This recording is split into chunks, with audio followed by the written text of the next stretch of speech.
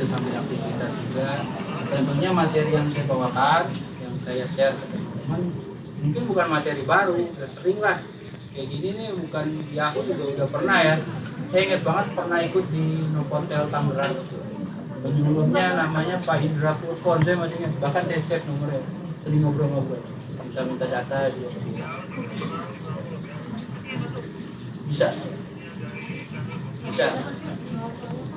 kalau Pak ada beberapa yang bisa sih, ada yang enggak, bisa. Kalau nggak bisa nggak tahu, mungkin lebih lah.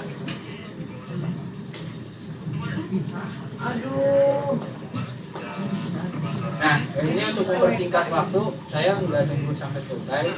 Teman-teman bisa ngisi sambil dengerin saya ngemeng. Ya. Udah kan? Udah masuk semua. Kalau ngomongin soal korupsi, kita ngomongin tidak terlepas dari kata integritas. Seseorang yang menjaga integritas akan bersikap yang mencegahnya untuk melakukan tindak pidana korupsi. Karena itulah nilai-nilai integritas menjadi salah satu hal penting dalam pencegahan korupsi. Jadi kalau mau ngomongin pemberantasan korupsi, sebenarnya yang harus dilakukan adalah penanaman nilai-nilai integritas ini. Nah, kalau teman-teman saya yakin udah sering dengar lah integritas itu apa. Di Latsar mungkin sudah diajarkan. Ya, betul ya? Karena saya nggak Latsar, saya dulu Prajab, beda ya. Ya, di Klatim itu ada. Jadi kalau saya pernah baca itunya, Permenpan RB-nya tentang kompetensi manajerial dari level 1 sampai level 5. Kompetensi manajerial pertama itu integritas. Ya, integritas. Apa sih integritas itu? Nah, ini ada beberapa definisi dari Kamus Kompetensi KPK dan juga dari Kamus Besar Bahasa Indonesia. Ini nilai-nilai integritas yang dirumuskan oleh KPK ada 9. Jujur, tanggung jawab, disiplin, mandiri, kerja keras, sederhana, berani, peduli, dan adil. Nah, kalau kami di penyuluh anti korupsi itu disuruh bikin singkatan dari 9 ini. Saya ketemunya itu ya, jagung dimakan berdua. Jujur, tanggung jawab, dimakan itu disiplin, mandiri, kerja keras, sederhana, berdua, berani, peduli, adil. Itu biar gampang ngapalin aja. Ada juga yang Jumat bersepeda kakak, macam-macam ya, kreatif ini. Nah, ini definisi atau penjelasan dari setiap integritas ya. Teman-teman sih pasti udah tahu lah jujur itu apa ya, tanggung jawab apa, disiplin apa, mandiri, kerja keras, sederhana itu bagaimana, berani, peduli, adil ya. Nah, kalau orang yang berintegritas itu berarti semua nilai itu harus dimiliki, bukan cuma 8 doang, bukan cuma 7, bukan cuma 1, 9 yang paket komplit. Jadi kalau beli sesuatu bundling, nggak bisa bisa ya. Beli komputer ya harus sama Microsoft Office ya gitu ya. Kalau apa gunanya nih, ya kan kalau nggak ada Office-nya. Nah, ini pertanyaannya untuk kita masing-masing, sudahkah kita berintegritas? Ini nilai-nilainya seperti ini ya. Ini pengakuan boleh kekurangan teman-teman. Ya ini ya, tentunya mengakui pelanggaran, perbaiki pelanggaran, mengingatkan. Jadi bukan cuma tahu terus memperbaiki diri sendiri, tapi juga mengingatkan orang lain, yang menegur orang lain, menyatakan kepada atasan, menyatakan sikap. Yang paling berat yang sana menegur atasan, ya, sisa. Menyampaikan kebenaran meskipun sulit, ya, meskipun pahit, menjelaskan kerugian pribadi yang pernah dialami dan menjelaskan. Ini wujud kalau kita sudah wujud. Nah, kita bisa belajar dari tokoh-tokoh integritas yang tercatat dalam sejarah. Ada Pak R.S. Soeharto, dia ada Jaksa Agung dari tahun 1951 sampai 1959. Ada ceritanya dia menolak suap, suapnya dalam bentuk gelang, dititipin ke anaknya, dia tolak anaknya itu. Ada juga Pak Baharudin Loba, tahu? Dia siapa? Mantan Menteri Hukum sampai mantan Menteri Kehakiman. Dulu saksi matanya ada di sini, namanya Bang Yongki. Dia pernah jadi pengamanan di rumah dinas Loba. Dia pernah nerima burung, pemberian burung. Loba ini suka punya burung hias ya. untuk kutut apa gitu. Karena Pak Menteri suka burung, burung nggak apa-apa kali ini bukan duit gitu ya, ditaruh lah di burung. Lupa ditanya ini burung dari siapa? Burung dari orang lah, datang ke sini ngantuk. Disuruh kembali gitu. Cerita lain Pak Loka pernah jadi jaksa agung di Sulawesi atau ujung pandang kalau dia kunjungan ke salah satu UPT-nya gitu, dia lihat bensin mobil dinasnya udah mau habis pas dia rencana pulang dari satu itu mau misi, tapi ternyata setelah pulang dari UPT itu kunjungan bensinnya udah full. Ditanya ke supirnya siapa misi, yang misi adalah orang UPT.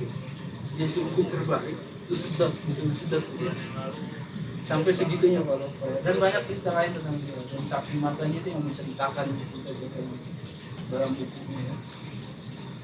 Ada juga Pak Muhammad Atta ya, pasti sudah pada kenal dan sudah terkenal juga ya integritasnya. Salah satu ceritanya beliau ini sering dapat surat ini dari masyarakat karena dia kan dulu kan belum ada email ya, belum ada sekretariat kepresidenan, jadi masyarakat tuh kalau ngirim surat langsung ke dia, ke Bung Karno, ke Bung Hatta, Bung Syahrir. Suratnya tuh masalah kenegaraan, keluhan di daerah ini gimana, macam-macam. Nah ceritanya dia mau balas surat, kertasnya habis. Membeli surat, balasan kertasnya habis. Sama ajudannya dibawain kertas dari kantor, dari istana presiden. Sama Pak Hatta dimarahin pribadi. Kenapa? Karena sudah izin tunjukkan ke saya juga, bukan saya sebagai yang kertas gambar lah. Ya, kita buat minum aja bawa di kosong ngambil di sini ya. Ya itu saya. Kalau merasa ada kecocokan mohon maaf. Ini tokoh-tokoh integritas lain ada Adia Besari. Dia yang terkenal kalau dia menteri luar negeri dulu itu nggak salah ya. Dia terkenal nih kalau misalkan lagi kumpul-kumpul, ya kayak kita mau alko nih ya. Dia nih paling gembel, jasnya bolong, tambelan gitu. Tapi itu prinsipnya dia adalah berdamai dengan kemelaratan. Teman-teman bisa baca kisah-kisahnya, ada buku bagus namanya Orange Juice. Dia namanya judulnya Orange Juice. Saya ada soft bukunya itu sih ya, di publish gratis sama KPK. Ini cerita-cerita tentang itu. Ada Pak Sri Sultan Hamengkubuwono, dia pernah ditilang sama polisi di Jakarta, tapi dia terima tilang, dia bayar dendanya. Dan polisi yang nilangnya dinaikin banget. Sebenarnya polisinya tahu itu Sultan, cuman pas udah terlanjur berhentiin kan, mohon Pak, tolong tunjukkan itunya kan, supirnya. Pas dia, Sultan nih ya kan, kalau sekarang Sultan gimana nih? Sultan Andara aja lewat ya. Gak tahu lah ya, ini kan bercandaan aja. Bukan Iman Santoso yang tahu? Polisi terus Dirjen Imigrasi ini. Jadi kehakiman punya dua loh tokoh integritas, Pak Baharudin Lopa, tiga. Baharudin Lopa, bukan Iman Santoso, sama satu lagi nanti saya kasih tahu dia. Dulu Dirjen Imigrasi. Dulu sehari sebelum dilantik di Dirjen Imigrasi, istrinya Pak Hugeng ini punya toko bunga. Toko bunganya di situ. Kayak gini nih. Ini hari ini mau dilantik tuh banyak karangan bunga. Enggak, sehari sebelumnya. Kenapa? Dia khawatir kolega-koleganya pada bisa bunga di toko istrinya. Pak ngucapin selamat pelantikan dia. Untuk menghindari itu, meskipun belum tentu terjadi ya. Dia tutup. Sampai segitunya. Yang belum tentu terjadi pun dia hindari. Ada Ki Hajar Dewantara dulu menteri pendidikan, dia setelah dilantik sebagai menteri nggak ada perayaan, makan dia terkenal sederhana itu. Jadi sama keluarganya cuma makan tahu bakmi godok Jawa ya, yang di Jogja, nah dia makan itu. Sehari sehabis pelantikan dia makan. Sederhananya sangat bagus. Ada Muhammad Nasir, tokoh Masyumi dulu. Saifuddin Duri, Syafuddin Kepala Negara yang tahu Menteri Keuangan ya dulu. Terkenal dengan kebijakan Sanering, pendidikan nilai uang atau pengurangan nilai uang. Jadi kalau kita punya uang 100.000, dulu tuh nilainya bukan 100.000 tapi 50.000. Nah ketika kebijakan itu akan dikeluarkan, dia nggak ngomong sama siapapun, bahkan ke keluarga sendiri. Kalau ngomong, mungkin bisa jadi, aduh saya nabung atau gimana, siap-siap buat nanti. Dia nggak ngomong karena itu rahasia negara.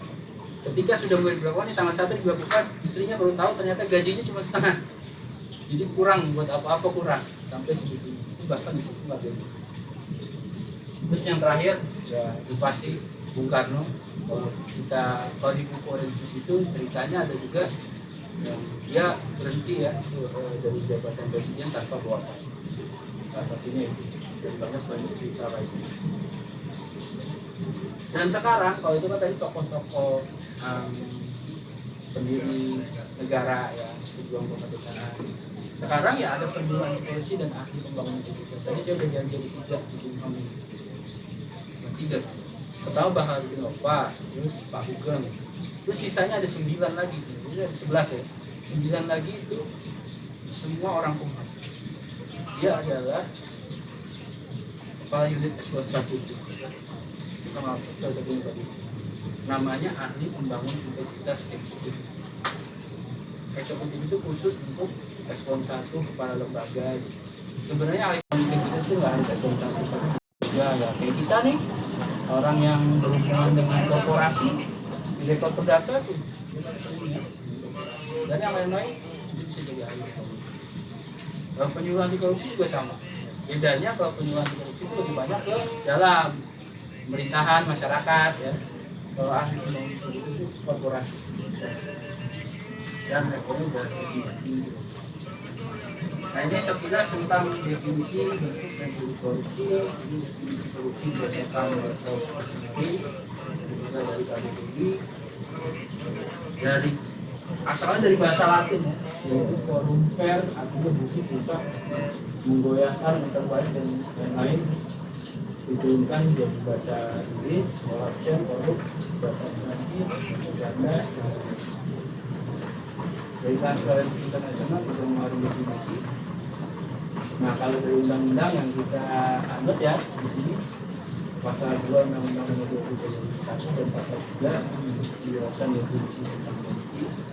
Tiap orang yang mempercaya diri sendiri, orang lain dan atau korporasi. Jadi kita bukan melakukannya, bukan pelakunya, tapi melakukan itu lain termasuk dalam definisi.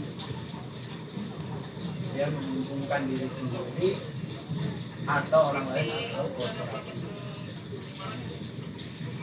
Nah ini dasar hukumnya dari tahun 1957 sampai 2002. Ini sebenarnya upaya melakukan korupsi dan lakukan sesuatu.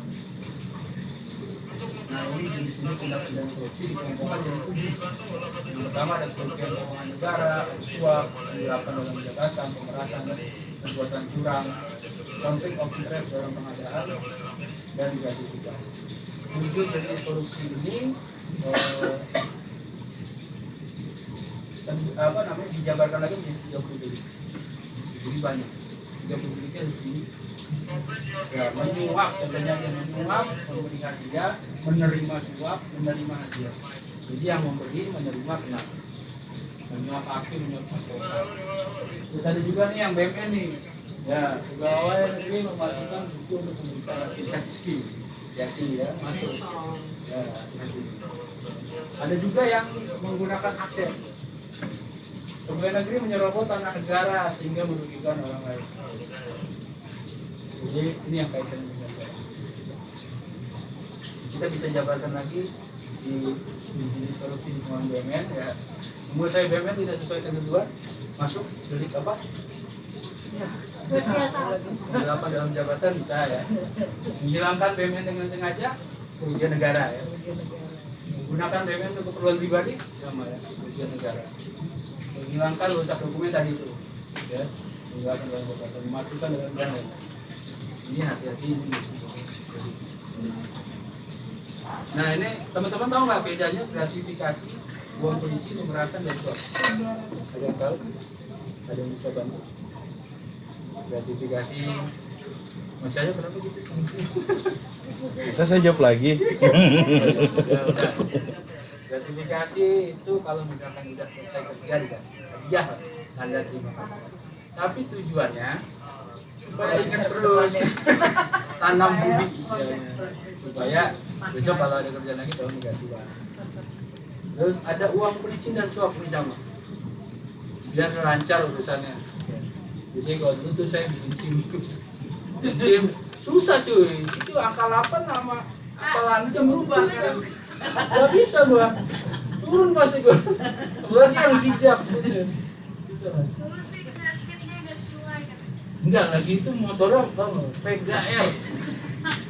Gak enak cuy. Kita ya setelahnya. Bukan, kan itu gak ada koplingnya. Kalau kopling kan lembut ya. Gue biasa pakai motor koplingan motor gue kopling. Jadi kalau dibuka itu gitu. Kalau itu jadi mati-mati. Nggak biasa pakai motor itu juga. Itu susah. Ya kalau apa suap pembenci itu untuk melancarkan urusan.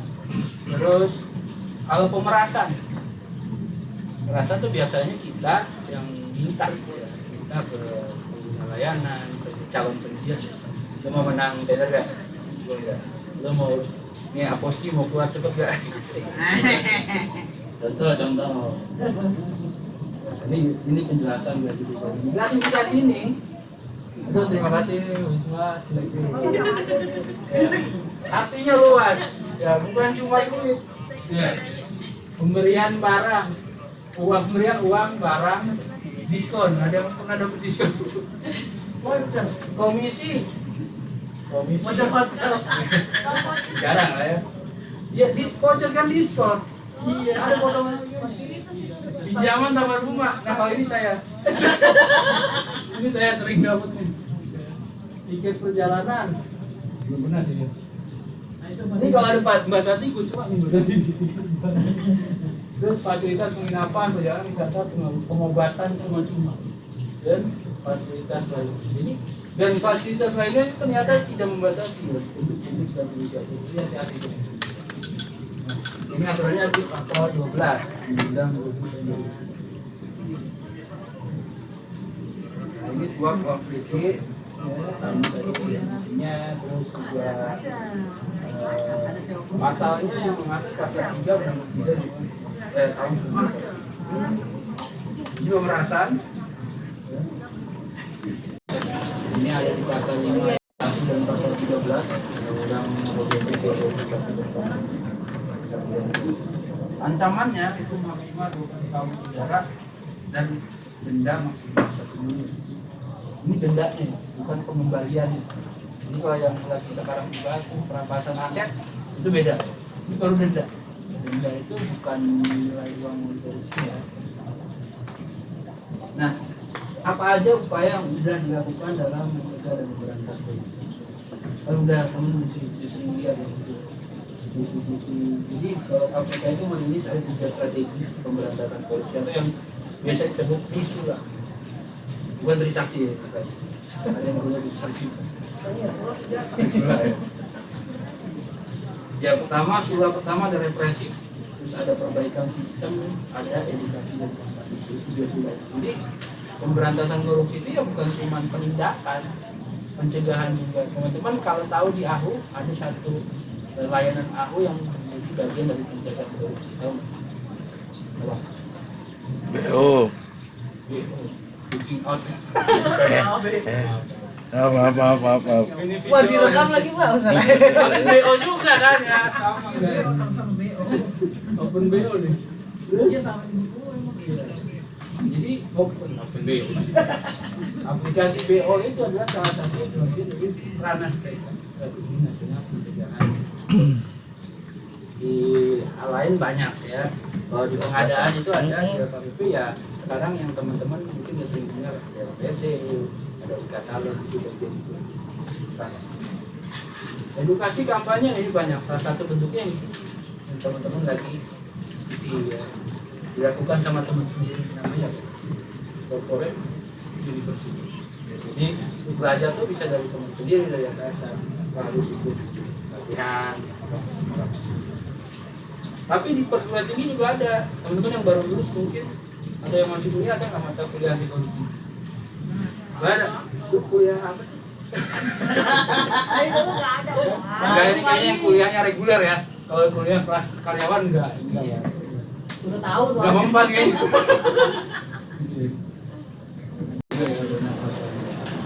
Ini salah satu bentuk yang penindakan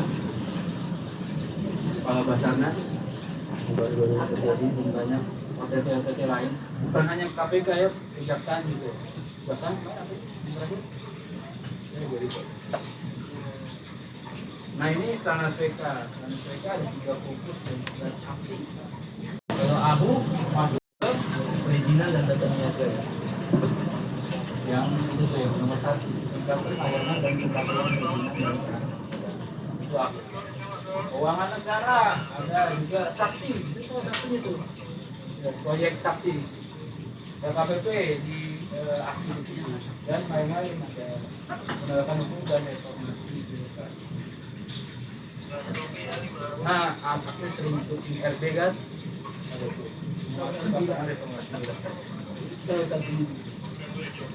Nah ini salah satu bentuk kampanye ke masyarakat. Jadi tiap tahun KPK bikin nih ACFS yang terakhir juga. Itu tuh banyak filmnya, itu bagus-bagus. Nah ini kalau di perguruan tinggi ya, sudah ada beberapa instansi yang ngeluarin payung hukum yang bicara tentang payung hukum sendiri ya, yang payungnya. KKP karena dia punya sekolah dinas, terus KKP Guru, Kemenak, Kementerian, Kementerian, Muhammadiyah bahkan Ormas, Umham dulu. Coba diusulkan, karena kita punya proteksi ya. Ini contoh-contoh juga yang dilakukan oleh penyuluh anti korupsi sama ahli pembangunan integritas. Ada yang dia dengan board game, dengan permainan penyuluhnya. Ada juga yang bagi yang belum nikah, ada bimbingan perkawinan baru. Ada yang mau nikah lagi sebenarnya. Bimbingan perkawinan baru. Ini ibu-ibu semua ya. Ada mas. Dia aja nggak dihitung. Oh gitu. Saya bisa jadi ibu. Terus ada juga dengan di sekolah ini belum nih ya SMPN 1 Surakarta, dia belnya itu berkali-kali. Bel sekolahnya bukan cuma masuk istirahat pulang bukan, tapi di setiap jam bukan setiap jam, setiap waktu tertentu ada bel. Belnya itu macam-macam. Misalkan jam 9 harus dapat 1 sampah. Itu melatih kedisiplinan. Dan nanti jam berapa lagi itu ada juga yang ini Zakir namanya, dia bikin konten TikTok, YouTube, konten lucu tentang video singkat. Terus ada juga yang dosen, nah ini kalau yang ini video. Terus ada yang dengan puisi, harus ada juga yang dengan dongeng untuk anak-anak. Ada juga yang dengan film.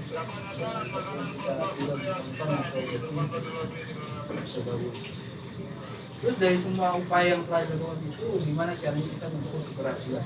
Ada 3 indikator. Pertama, survei penilaian integritas, indeks persepsi anti korupsi, dan indeks persepsi korupsi. SPI mungkin teman-teman nggak sering lihat. Kalau mau masuk web, biasanya ada tiap tahun depan melakukan adalah satu penjelasannya SPI dirilis oleh KPK untuk penetapan risiko korupsi, integritas serta mungkin capaian korupsi kalau korupsi. Ini respondennya itu pegawai, pengguna layanan, terus kita kerjasama dan para ahli. Terus ada juga IPAK itu dirilis oleh BPS. Kalau ini yang respondennya masyarakat, jadi kita juga PNS. Tapi dia biasanya survei itu di hari kerja ya, kalau kita kan di kantor nggak bikin ya. Jadi di luaran dan dia lebih ke pengguna layanan karena apa? Untuk mengukur permisivitas masyarakat mencakup penguapan perasaan dari polisi. Kalau yang IPK itu sama lembaga internasional, itu transparansi internasional. Dan hebatnya IPK ini dia standar ya. Standar kalau investor mau masuk ke Indonesia dia ngelihat IPK-nya negara Indonesia loh. Ya ini mungkin salah satu jawaban kenapa IKN agak susah ya untuk investor. Karena tahun 2022 nanti saya jawab IPK Indonesia sulit.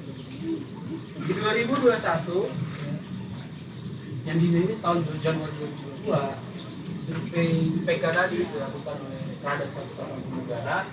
5 negara ranking teratas itu yang langganan itu ada Denmark, Selandia Baru, Finlandia, Singapura, dan Swedia. Skornya 85 ke 88. Nanti ada ceritanya kenapa mereka bisa dapat 5 teratas. 5 terbawah itu ada Venezuela, Yaman, Syria, Somalia, dan Sudan. Ya sangat disesalkan. Ini negara-negara Arab nih, mayoritas Muslim. Jadi malu gitu ya. Terus di Indonesia di mana? Indonesia di ranking 96 bersama Brazil, Lesotho, dan Turki dengan skor 38. Ya, ini 2021. Dirilis tahun 2022. Tahun 2022 harusnya dirilis Januari 2023. Berapa skornya? 34. Turun 4 poin. Ini ID historinya ya, 2015 36. Sempat naik sampai ke angka 40 tahun 2019. Sudah Pak Jokowi ya. Periode pertama ya, akhir awal periode kedua ya. Makin di sini makin merosot. Entah kenapa ya. Sempat naik 2021 sampai tahun 2022 merosot lagi 2024 bahkan lebih rendah dari tahun 2020. Indonesia itu lebih rendah dari Singapura, ASEAN tertinggi Singapura, dia masuk 5 teratas. Bahkan lebih rendah dari Indonesia, negara yang dulu bekas bagian itu. Yang paling rendah ada yang ada Myanmar. Nah, ini contoh-contoh tadi yang 5 negara teratas Denmark. Ya, kenapa bisa mereka dapat posisi terbaik gitu ya? Sebenarnya sih jauh beda ya, ini juga heran. Di Selandia Baru yang sebelah kanan. Nah, kalau Finlandia ini agak unik. Dia ini katanya punya pendidikan terbaik. Kalau teman-teman browsing di Google ya, ada sistem pendidikan di sana terbaik. Kalau satunya nggak ada PR, itu yang senang bukan cuma anak murid ya, tapi kita ya, orang tua murid ya. Bandingan kayaknya sering disuruh ngerjain PR anak. Suruh bikin ondel-ondel. Di level nasional itu Jawa Tengah posisi terbaiknya 78,26, tapi ini tahun 2022 ya. Tahun 2021 yang dulu tahun 2022 ini gitu loh. IPAK ini yang dirilis oleh BPS. Kalau tadi Jawa Tengah tertinggi, yang tertinggi menurut versi BPS malah Sulawesi Utara. Beda ya. Nah, kalau di 2022 yang dirilis tahun 2023 Kementerian Negara Terbaik itu Sesnek, Kementerian Sekretaris Negara. Yang lembaga non kementerian ada Bank Indonesia, provinsinya dari Jawa Tengah bergeser ke Bali, tapi masih sama-sama provinsi. Sama-sama provinsi ya. Jawa Tengah kan Pak Ganjar, maksudnya ini wayang poster, jadi masih sama-sama gubernur. Merah ya, sama-sama merah. Kategori pemerintah kota ada Kota Madiun, kabupaten ada Kabupaten Jaya. Entah kenapa IPAK sama SPI beda. Kalau SPI tadi, IPAK tadi UBPS Manado ya, tapi SPI lebih banyak. Kalau yang 2020 saya di Jawa Tengah, di Jawa ya. Di sini sekarang Bali, Jawa Bali. Dengan berbagai upaya yang telah dilakukan, mengapa korupsi masih ada? Ya, jadi upaya tadi dari tahun 1951 ya kalau nggak salah, data hukumnya sudah ada, tapi kenapa korupsi masih ada? Nah, ini faktor-faktornya dari internal, ada aspek individu, ada aspek sosial, aspek individu ya kita sendiri, aspek sosial ya dari keluarga, dari lingkungan, dan aspek eksternal yaitu pertama sikap masyarakat secara makro ya. Secara keseluruhan itu ya memang nggak paham kalau korban dari korupsi itu mereka sendiri. Biasanya masyarakat, maaf nih kalau saya aja ya, contohnya saya bikin SIM itu asin kopi. Itu kan seolah-olah saya bukan korban ya, tapi kan saya melakukan itu untuk melancarkan tulisan saya. Saya nggak sadar sebenarnya saya itu korban gitu. Ya di sini sampaikan masyarakat kurang mau korban utama sebenarnya. Yang kedua, dia itu nggak sadar atau nggak tahu bentuk korupsi itu dalam kehidupan sehari-hari, dan kurang pahamnya pentingnya konsep korupsi dan itu. Yang kedua ada aspek ekonomi, nah ini yang dihadapi banyak orang, harga barang jasa itu begitu mahal, kebutuhan hidup kita sulit memenuhinya. Aspek organisasi, kurang adanya keteladanan, budaya organisasi, terus ada lemahnya sistem pemilihan manajemen dan lemahnya pengawasan. Dan terakhir, ya, aspek politis, nah ini juga hati-hati ya teman-teman. 2024 bentar lagi, ya. Jangan lupa tadi provinsi terbaik Jawa Tengah dan Bali. Tapi saya bukan tim sukses. Tapi hati-hati ya. Tim ses. Ya. Terus ini berbagai teori tentang korupsi. Ada James Bologna, ada Donald Equation. Yang udah pernah baca buku saya ngutip dia nih Donald Equation, Don Triangle. Yang parah, yang bahaya itu adalah rasionalisasi kebenaran. Ya. Contohnya misalkan gue kurang, remunerasi gue rendah, jadi gue sah-sah aja menerima gratifikasi. Itu yang saya alami. Terus Robert Kiyosaki ini teorinya dikenal CMA, tapi nggak ada teori DSM di mana kalau ada yang mau begitu. Ya, teori CMA itu corruption sama dengan nilai salary plus monopoli dikurangin akuntabilitas. Maksudnya dia punya kewenangan, punya kekuasaan, tapi integritasnya rendah, terjadilah korupsi. Dari semua tadi yang sudah saya sampaikan, kenapa kita harus hidup secara mungkin selama ini ya saya sendiri sebelum ikut pendidikan dasar anti korupsi tahun 2021 itu merasa ya itu bukan kewajiban saya, tidak ada polisi KPK karena tidak ada penyuluh anti korupsi yang jumlahnya begitu besar 2000-an. Ngapain lagi? Banyak.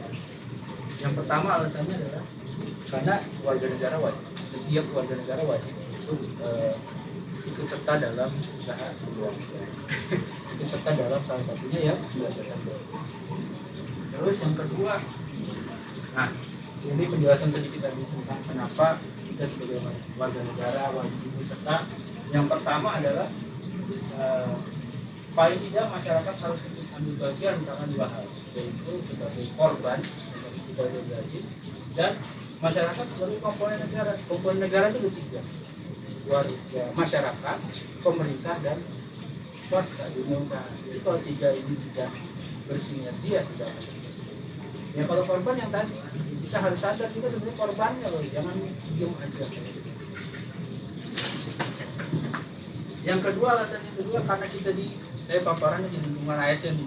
Jadi kalau sebagai warga negara yang udah wajib, sebagai ASN lebih wajib karena kita menjaga nama baik organisasi, menjaga negara juga. Jadi kita punya kewajiban lebih dari warga negara biasa. Nah, yang ketiganya yang paling saya suka, kewajiban umat beragama. Saya nggak khususkan dengan agama tertentu. Mungkin teman-teman sudah pernah dengar cerita ini, ya cerita tentang kaumnya Nabi Musa ditutupin monyet. Sudah pernah dengar, ya? Karena dia tidak beribadah di hari Sabtu. Padahal Tuhan perintah kaumnya Nabi Musa hari Sabtu khusus ibadah, nggak boleh apa-apa. Tapi ada yang ngakalin ternyata. Ada yang dia masang jaring ikan di hari Jumat malam supaya ikan-ikannya terjaring di hari Sabtu. Nanti minggu pagi dia buka dan jaringnya bisa dipanen. Karena kebanyakan mayoritas posisinya seperti itu. Dan kaumnya Nabi Musa terpecah jadi tiga. Pertama yang tadi melanggar, memasang jaring. Yang ketiga yang tahu tapi diam aja. Yang ketiga tahu dan berusaha menasihati saudaranya. Dan yang ditutup jadi monet yang masang jaring dan yang tahu tapi diam aja. Saya nggak mau. Sorry. Tengah ini kan. Saya nggak mau. Jadi golongan yang ini. Dan saya yakin teman-teman juga nggak mau. Mungkin kita nggak ada lah cerita ditutup jadi monet tuh cerita dulu lah ya dalam Jokong ya golongan Indonesia. Kalau sekarang nggak ada mungkin, tapi nilai kita menghargai apa ya, nilai manusia ya itu bisa lebih rendah dari bahkan. Nah ini dampak masif nih. Yang pertama terhadap hukumnya, hilang kepercayaan terhadap lembaga negara. Terus yang kedua di bidang pendidikan kualitas SDM-nya menurun. Yang ketiga di bidang sosial. Keempat di bidang ekonomi, investor gak ada yang mau karena tadi IPK-nya rendah. Terus yang lain-lain ada juga di bidang kesehatan, kemarin ada korupsi di bansos, juga ada orang lagi kesusahan korupsi. Ada korupsi kalau ada pembangunan. Nah ini contohnya dulu ada jembatan di Kutai Kartanegara begitu karena speknya kurang. Terus ada juga terhadap budaya, ini paling bahaya. Melakukan itu lebih berbahaya karena nanti ya semua yang lebih asal udah nggak ada lagi nih kayak gini-gini kan upaya-upaya kan udah lagi. Nah, terakhir sebenarnya alasan yang terakhir sebelum saya jelaskan kenapa kita wajib bisa terjadi dulu. Korupsi itu meningkatkan kemiskinan. Tadi ya terhadap dampak masif tadi. Saya dulu miskin ya guys. Tapi ini bukan dalam rangka mengeluh atau curhat, bukan. Kalau teman-teman sering nonton stand up-nya Marcel Widianto, tahu ya, Marcel Widianto, mantannya Selin. Dia itu selalu bangga menceritakan kemiskinan dia. Ya? Ya, saya kan sama-sama pengagum Marcel. Dia selalu cerita di materi-materi stand up-nya bagaimana dia miskin. Dia mengubah kemiskinan itu menjadi tujuan. Itu saya bercerita tentang kemiskinan saya di sini bukan dalam rangka mengeluh, tapi ayo deh kita mengaku miskinnya bukan bahan. Dulu tuh saya miskin, tapi saya nggak sadar dulu miskin itu ya karena masih kecil ya, dan bahkan sampai berpisah apa sih penyebab miskin gitu. Saya kecil waktu itu tinggal orang tua, miskin ya. Ayah saya udah ada, saya tinggal sama kakek saya dan bergantung sama pensiunan. Saya dulu mikir yang miskin itu karena pensiunan kakek saya kecil, nggak mampu menghidupi kita deh cucu-cucu. Tapi setelah ikut pendidikan dasar anti korupsi, nanti teman-teman saya juga jelasin tentang biaya sosial. Ternyata yang bidangnya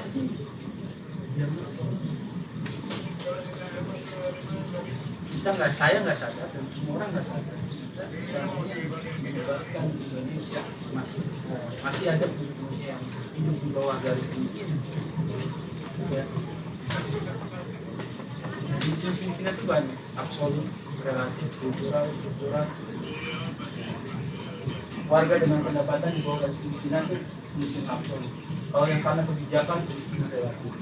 Kultur ya ini karena budaya. Biasanya ini daerah-daerah yang primitif, dia nggak mau menerima modernisasi ya udah dia kemiskinan itu. Dan kemiskinan struktural ya. Jadi karena ketidakberdayaan seorang atau masyarakat terhadap sistem yang tidak.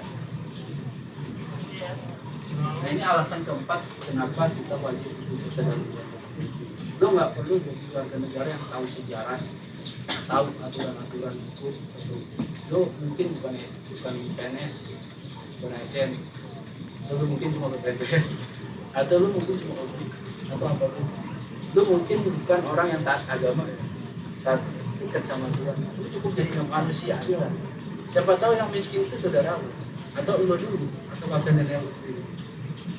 Dengan alasan itu menjadi layak kita ikut serta dalam. Dan ini untuk memperkuat biaya sosial korupsi ya. Sebenarnya yang kita tahu sekarang, kalau teman-teman pernah baca berita kerugian yang diakibatkan korupsi 1 miliar, atau teman-teman sering baca temuannya BPK lah, kerugian negara, potensi kerugian negaranya sekian. Tapi sebenarnya efeknya bukan cuma itu. Ya. Dampak korupsi merupakan misalokasi sumber daya yang menyebabkan perekonomian tidak berkembang dengan baik. Biaya yang ditimbulkan oleh dampak korupsi diduga tersebut biaya sosial korupsi. Nah, yang tadi saya sebutkan kerugian negara yang diakibatkan korupsi, kerugian negara yang diakibatkan jadi auditor, ini baru biaya eksplisit. Yang ini nggak disebut. Ya karena emang susah nyebutnya.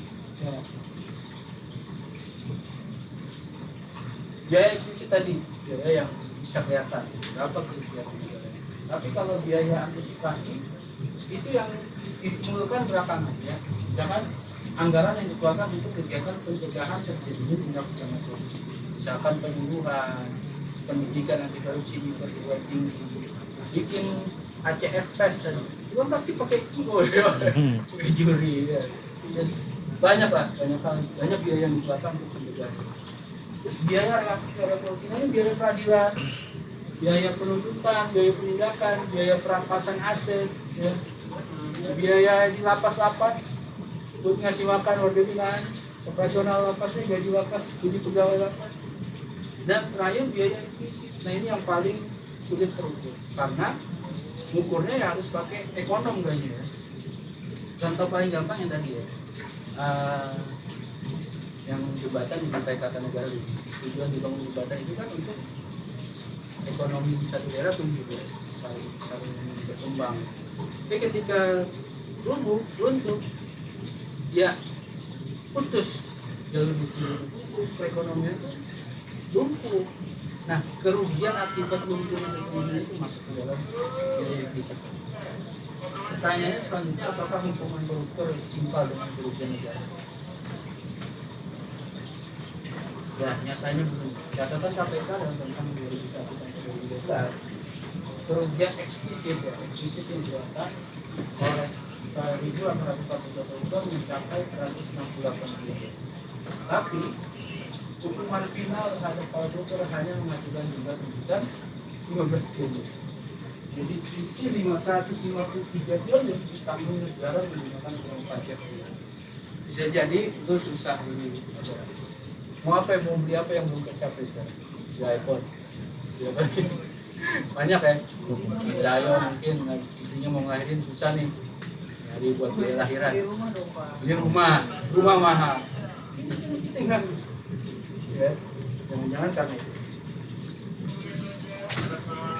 Nah, di hubungannya dampak korupsi tadi, biaya sosial tadi terhadap indikator keberhasilan pemberantasan korupsi, ya pasti nilai IPK kita yang makin bagus. Wajar. OTT-nya banyak, ya IPK-nya proses berarti wajar. Kalau OTT-nya nggak ada ya Pak Luhut jangan OTT itu. Ya. Pak Luhut ada benar. Saya termasuk yang setuju. Pak Luhut ucapan Pak Luhut, OTT itu jadi banggain, ya benar. OTT jangan. Tapi di balik kata-katanya Pak Luhut itu ada maksud lain. Karena Trisula tadi, Sula penindakan, Sula pencegahan dan Sula pendidikan itu harus jalan. Yang dua ini yang tidak nampak, ya nggak sih? Karena saya sendiri sebagai masyarakat jarang dengar apa nih pencegahan yang berkaitan, apa nih pendidikan yang OTT terus yang tahu. Karena itu yang kayaknya di blow up ya sama media gitu. Nah dari dampak tadi, dari dampak masif media sosial yang kita sama-sama tahu, saya tanya ke teman-teman masing-masing tapi mesti jawab hati, apakah teman-teman akan serta dalam memberantas korupsi? Saya yakin ya. Tapi apa yang harus kita lakukan? Nah, dalam merancang upaya itu kita perlu rencana aksi. Dan ini kalau di pemburu anti korupsi ya wajib begini. Ya kan nggak harus jadi pemburu ya untuk peserta dalam pemberantasan korupsi. Teman-teman bisa mulai dari lingkup yang kecil, keluarga, calon suami. Kalau ini kan wanita cuma calon atau mantan suami. Kalau ada mantan pacar, calon pacar, ada anak-anak dan lain-lain. Yang pertama lakukan problem setting dulu. Persempit dulu masalahnya. Apa teman-teman masalah apa yang teman-teman ada. Terus detailin problem settingnya dan strategi yang mau diambil. Pendekatannya apa yang mau dilakukan. Baru rancang rencana aksi sesuai dengan Fedora 181 itu metodenya SMART. SMART itu singkatan dari spesifik, measurable, attainable, relevan, atau realistic, timely, atau time-bound. Ini contohnya aja langsung yang saya lakukan dan sudah saya lakukan ya, tapi belum selesai. Problem settingnya adalah rendahnya remunerasi memicu saya ganti ke beberapa penjadi. Saya menerima gratifikasi. Itu masalah yang saya alami. Jadi detailin problemnya. Remunerasi rendah, masalahnya. Kebutuhan hidup tinggi, ya. Terus anggaran pemerintah juga terbatas, nggak bisa dengan gampang kita dapat remun 1%. Sekarang tuh udah belum. Jadi gimana? Kok rasanya kayak masih 10% gitu. Terus gratifikasi dianggap lazim. Terus lemahnya akuntabilitas masalah juga. Dan strategi yang saya ambil yang di Komputi pengalaman dengan integritas dan cari alternatif pendapatan. Ini pendekatan paling potensial yang bisa saya ambil. Yang nggak potensial jangan. Karena kita harus cari yang realistik tadi, relevan realistik. Baru kita coba rumuskan ke metode. Nah ini contoh aja ya, jadi teman-teman bisa lakukan. apa yang ingin dicapai. Menurutnya tidak verifikasi mengapa, karena dampaknya negatif, dan menurunkan SPI. SPI itu survei nilai integritas ya. Dia yang akan terlibat siapa, di mana, syarat pemilih, mencapai target apa dan kendalanya. Ini di posisi. Terus di measurable, ini apa yang akan dilakukan dan bagaimana mengukurnya. Karena saya pakai pendekatan ini, apa tadi, alternatif pendapatan. Yang pertama saya lakukan kombinasi dengan integritas ini. Ini modal dasar. Percuma lo mau berantas korupsi tapi lo nggak paham integritas. Ini wajib. Yang kedua, ini di AHU ini belum ada.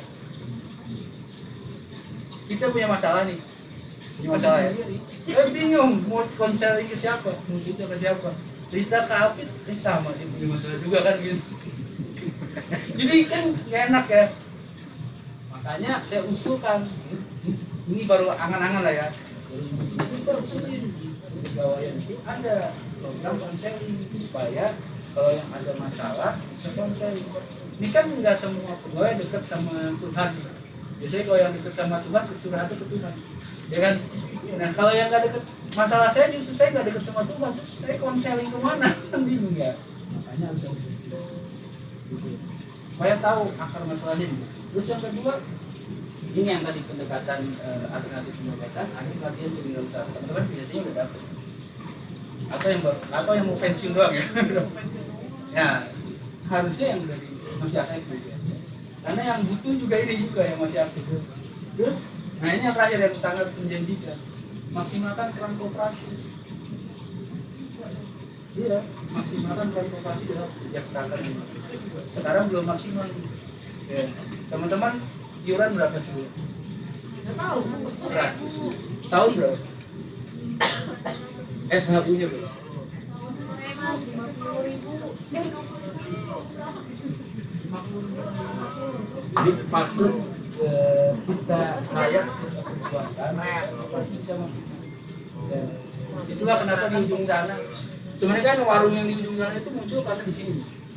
Ada Amel, ada Moni, ada siapa, ada Santi di sini doang. Saya pikir, kayaknya kita perlu deh melegalkan ini.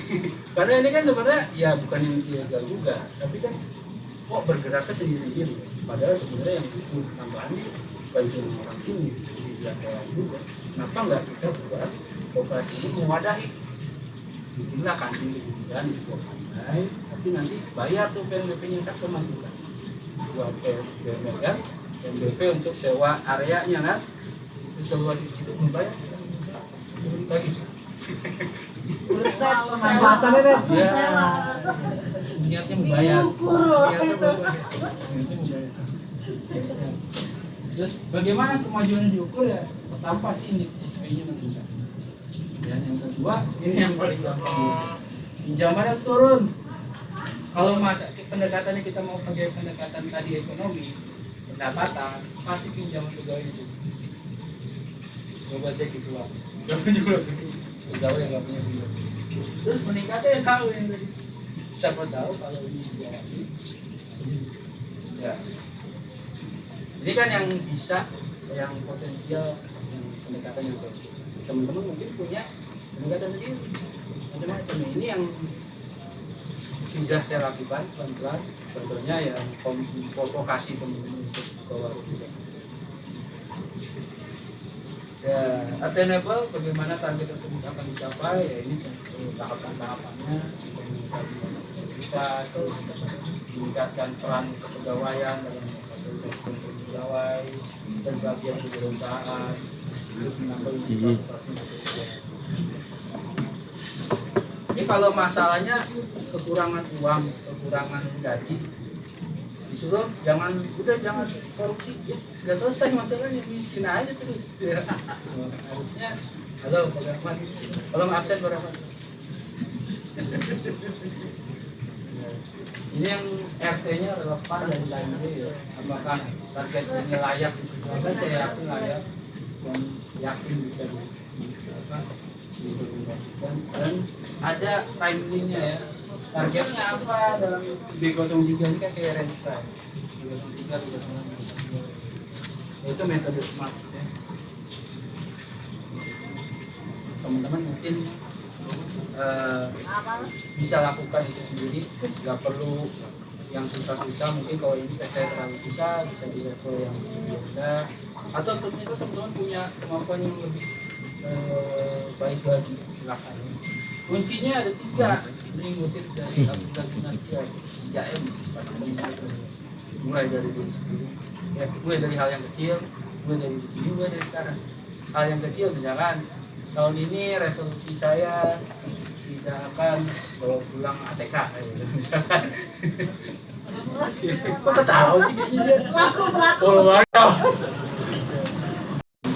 dan lain-lain lain. Tidak begini apa tahun ini tidak lagi nonton Netflix di kantor. Nah, itu kan pakai duit kantor. Kecuali pakai paket data sendiri nggak apa-apa, ya silakan. Nah, jadinya terjadi. Bagaimana saya mulai perubahan ini cerita saya? Wah tadi kan ceritanya dasar hukum juga KPK best apa success story-nya dari instansi KPK. Kalau saya gimana? Nah, saya bukan berarti ngomong kayak gini udah paripurna gitu. Ini masih terus berproses. Yang pertama yang saya lakukan, mungkin teman-teman udah baca blog saya udah berhasil dulu. Pertama saya harus pahamin konsep rezeki dulu. Teman-teman udah pernah belajar siklus air ya? Waktu SD? SD mana Pak? Enggak, di SD saya enggak. Lo SD mana sih? Siklus air itu, air laut menguap menjadi awan mendung, awan mendung ketiup air, terus hujan meresap ke dalam tanah terus ngalir lagi ke laut. Kayak gitu terus. Pernah nggak teman-teman ngecek kalau hujan itu air dari belahan laut belah mana yang luap? Nggak akan tahu. Begitu juga air yang dari dalam tanah ngalir lagi ke laut, dia nggak akan tahu dia dari hujan yang sebelah mana. Itu konsepnya. Jadi kalau lo mau nyari rezeki, bukan berarti tidak semata-mata kerja. Ya. Kerja itu oke nyari rezeki, udah gaji itu rezeki. Nanti tanggal 1 udah gaji. Itu bisa terukur, tapi yang nggak bisa terukur itu banyak orang pertolongan kan. Untuk berbuat baik, lakukan.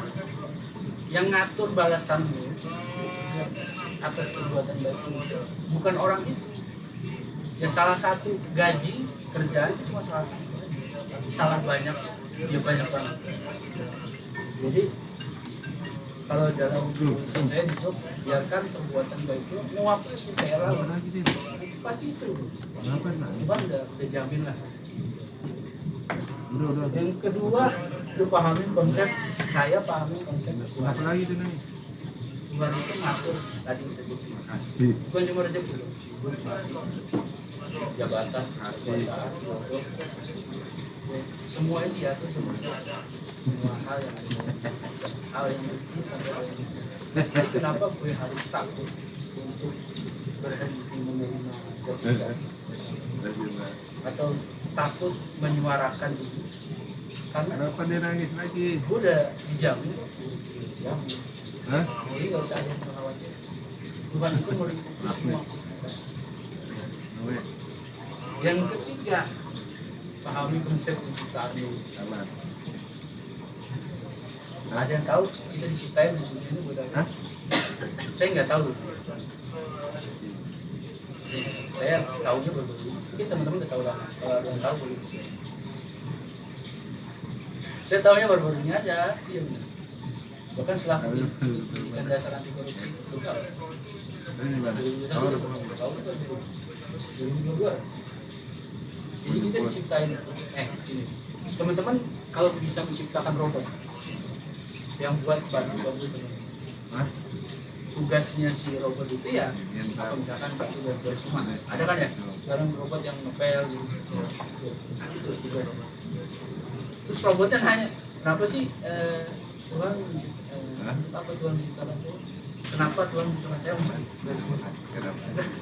Kalau ditanya kayak gitu kan, tugas gue kan yang nyiptain, sama. Tuhan menciptakan kita untuk ibadah. Buat ibadah doang buatnya, bukan yang lain. Terus kalau kita tanya, buat ibadah doang, terus ngapain gue? Capek-capek juga. Bentar. Wah, makanya berjuang ngantri SPM dan yang lain-lain ngapain?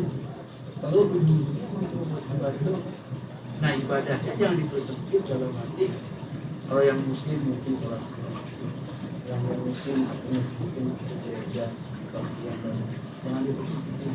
Ibadah yang tadi konsep pertama berbuat baik.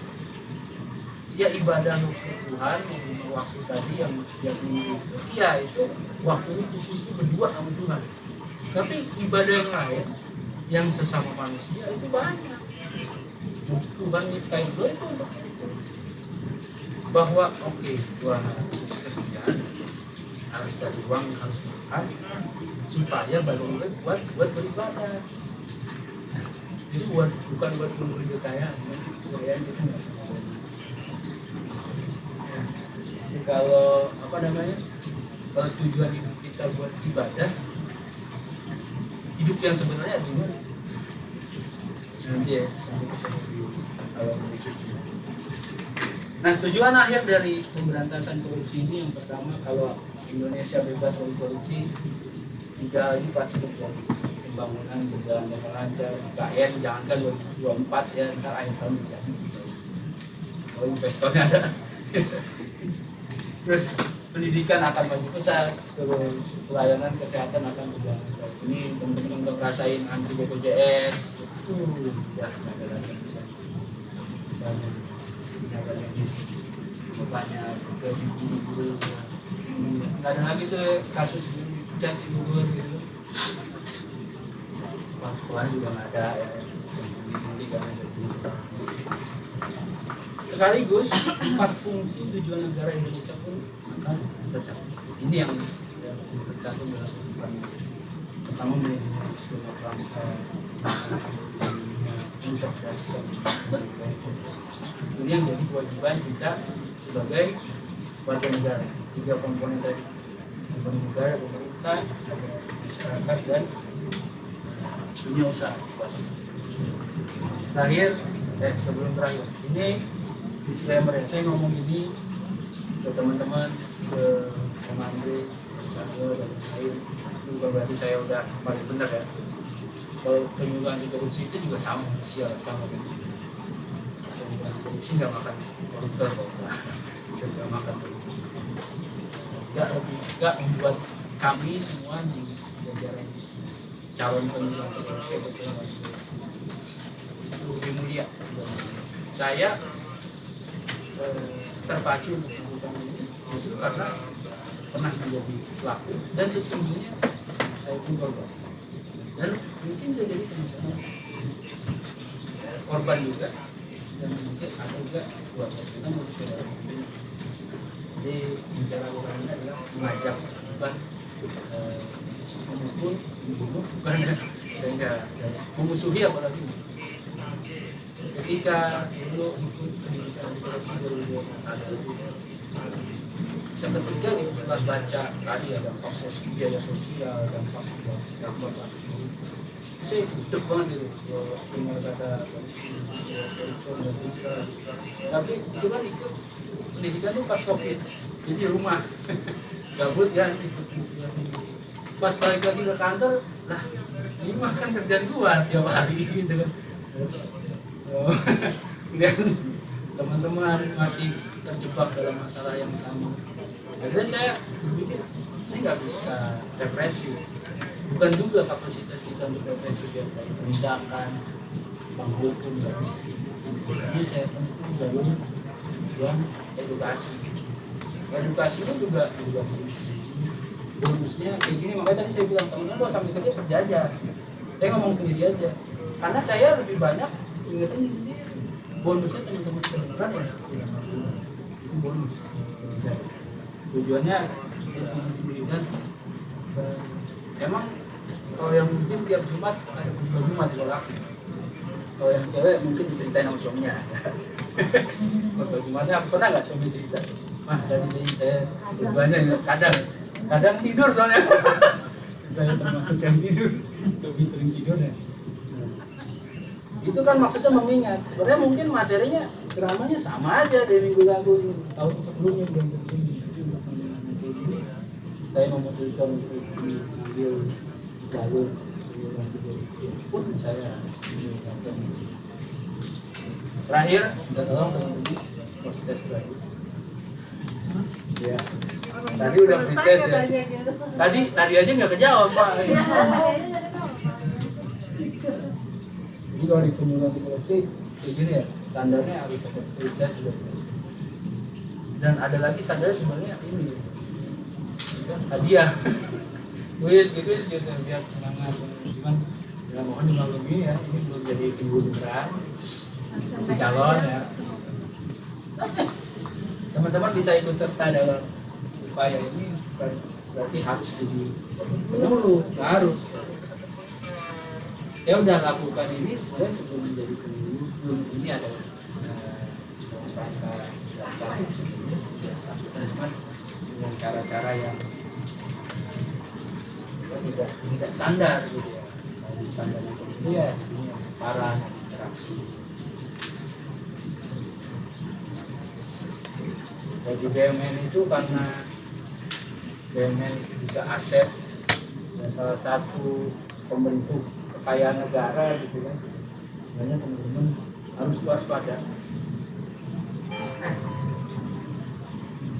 Di sini aja nih. Oh, di sini aja. Di sini.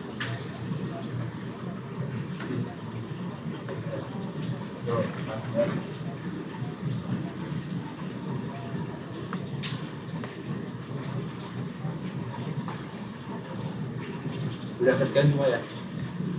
Jadi nanti lanjut setelah proses ada evaluasi. Ini tolong dinilai sayanya di mana gitu. Kurang apa? Kurang putih, kurang snack. Gak apa-apa, serius loh. Itu kan jadi natural. Gak bisa juga main di tanggal 2 juga ini. Gak apa, nanti kan ini dilapiin. Ya, questionnaire itu dilapiin ke asesori. Asesor di situ di DPR. Enggak di KPK. Ya NSP gitu.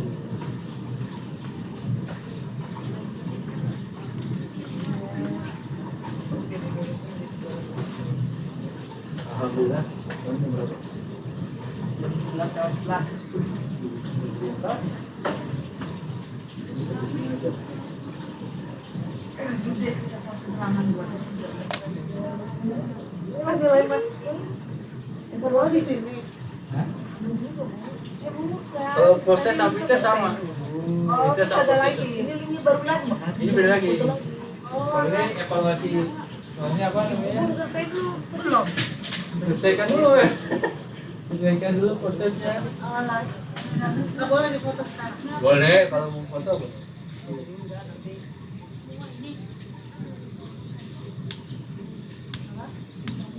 Boleh, iya linknya boleh. Share. Ya boleh di-share juga ini.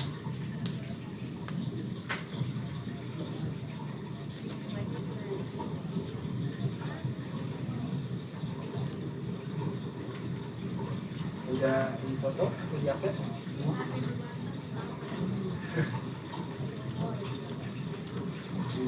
Businya berarti. Iya. Itu ada karangan baik. Mana? Wah, ini mau dengerin itu. Kita belum. Gantikan ya? Iya. Kalau gitu kita udahkan dulu ini ya. Jam 1. Kita tutup dulu ya. Gimana kalau nobar aja? Ya boleh. Jam Ya. 1 ya? Siang. Saya ucapkan terima kasih atas atensinya teman-teman. Kita meluangkan waktu mendengarkan. Mudah-mudahan tadi apa yang saya sampaikan bisa menginspirasi teman-teman, bisa mulai menyusun rencana aksi kecil-kecilan yang sederhana dulu, jangan yang ribet-ribet, supaya terutama di tugas pengembangan BUMN ini juga ada teman-teman humas ya, alhamdulillah bisa ikut ya, juga bisa mendukung ya. Jinahu, kalau di Jinahu pasti SPI-nya harus semakin baik. Ya, terus tadi ya SHU-nya meningkat, SPI meningkat, SHU meningkat. Tunggar harusnya pendidikan. Ya, kalau tunggar agak susah nih. Panjang. Kalau tunggar meningkat berarti RB-nya harus baik gitu ya. Semangat. Ini di sini juga RP. Ya. Teman-teman, teman-teman sangat membutuhkan. Saya kira itu kurang lebihnya, mohon maaf. Saya tutup. Waalaikumsalam. Terima kasih Pak Trio sharing.